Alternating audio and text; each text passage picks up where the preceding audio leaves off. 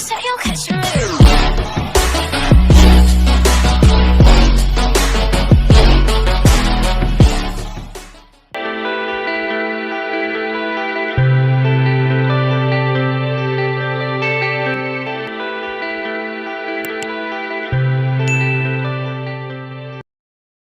नमस्कार।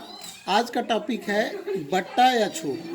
आप जब दुकान जाते हैं, कुछ सामान खरीदते हैं, पुस्तक खरीदते हैं, तो अधिकतर आप बोलते हैं या सुने होंगे बोलते हुए कि इसमें भैया छूट दो, कितना पैसे का छूट है। तो इस प्रकार की जो छूट है, या जब कपड़ा खरीदने जाते हैं तो सेल टैक्स लगा हुआ है, छूट दिया जा रहा है, सुमित बाजार, इस प्रकार से बहुत सारी जो चीज़ें हैं उसमें आपको छूट प्राप्त होता है।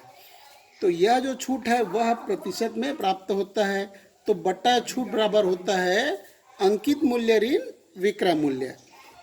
जो अंकित मूल्य दिया जाता है और जितने पैसे में अंकित मूल्य रहता है और जितने पैसे में आपको मिलता है, या विक्रय मूल्य जो होता है उसको घटा देते हैं अंकित मूल्य में, तो बट्टा या छूट निकाला जाता है। यह जो बट्टा या छूट है, यह हमेशा बट्टे की जो दर प्रतिशत में व्यक्त की जाती है और अंकित मूल्य पर ही बट्टा या छूट दिया जाता है। हम प्रश्नावली 7 से कुछ अभ्यास प्रश्न ले लेते हैं ताकि आपको यह अच्छे से समझ में आ जाए। जैसे पहला प्रश्न लिए हमने, 800 रुपये मूल्य की एक साड़ी 15% बट्टे पर बेची जाती है, साड़ी का विक्रय मूल्य ज्ञात कीजिए। तो यहाँ पर हमको क्या दिया है, 800 रुपये अंकित मूल्य दिया हुआ है, तब अंकित मूल्य हो जाएगा, अंकित मूल्य बराबर 800 रुपये। अब 800 रुपये में 15% की छूट दे रहे हैं साड़ी में, तो चूंकि 100 रुपये में 15 रुपये की छूट, तो एक रुपये में क्या हो जाएगा, 15/100। अतः 800 रुपये में बराबर हो जाएगा 15/100 गुना 800। तब ये शून्य शून्य कट गया, 15 × 120। अतः छूट हो गया 120 रुपये का छूट मिला या बट्टा मिला। अब विक्रय मूल्य हमें ज्ञात करना है, तब विक्रय मूल्य बराबर हो जाएगा, विक्रय मूल्य बराबर होगा अंकित मूल्य ऋण छूट। अंकित मूल्य है 800 रुपया और इसमें छूट मिला है 120 रुपया, तब यह हो जाएगा 680 रुपया। इस प्रकार से जो साड़ी का विक्रय मूल्य हो जाएगा, साड़ी का विक्रय मूल्य बराबर 680 रुपये होगा। इस प्रकार से हम बट्टा या छूट से प्रश्न हल कर सकते हैं। एक और प्रश्न ले लेते हैं, प्रश्नावली 7 के अभ्यास का ही। एक किताब 10% की छूट पर 45 रुपये में बेची गई, किताब पर कितना मूल्य छपा होगा। तो यह बेची गई अर्थात क्या हो गया, प्रश्न क्या कर रहा है हमारा, विक्रय मूल्य है। तब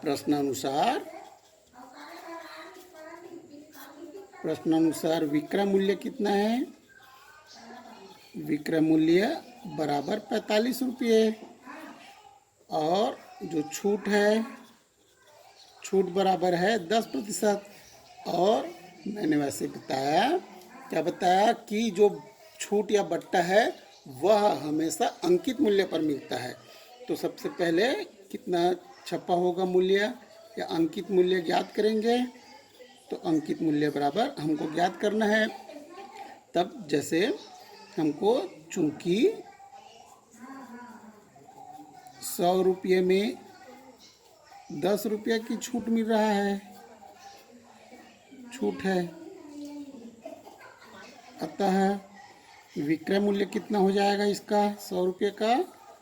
तो विक्रय मूल्य बराबर होगा 100 ऋण 10 बराबर 90 रुपये हो जाएगा। अब क्या होगा, चूंकि 90 रुपया विक्रय मूल्य है तो अंकित मूल्य कितना है, तो अंकित मूल्य है बराबर 100 रुपये। अब यदि 1 रुपया विक्रय मूल्य हो तब अंकित मूल्य कितना होगा, मूल्य हो तो कितना होगा 100/90। अतः हमको कितना दिया प्रश्न में, 45 रुपया दिया है। अतः 45 रुपया विक्रय मूल्य तब अंकित मूल्य होगा 100/90 गुना 45। तो ये हो जाएगा 5 एकम 5 और 5 अट्ठे 40, 5 से 5 नियम 45, 9 एकम 9, 9 दूनी 18, 2 एकम 2, 2 पंचे और 0 बराबर कितना है 50 रुपये।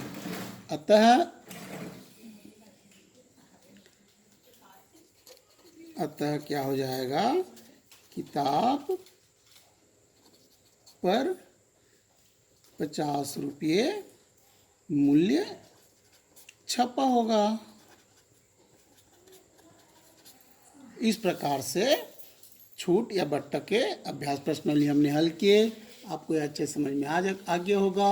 और जो अन्य सवाल है इस अभ्यास में से वह आप अब आसानी से आप हल कर सकते हैं। धन्यवाद।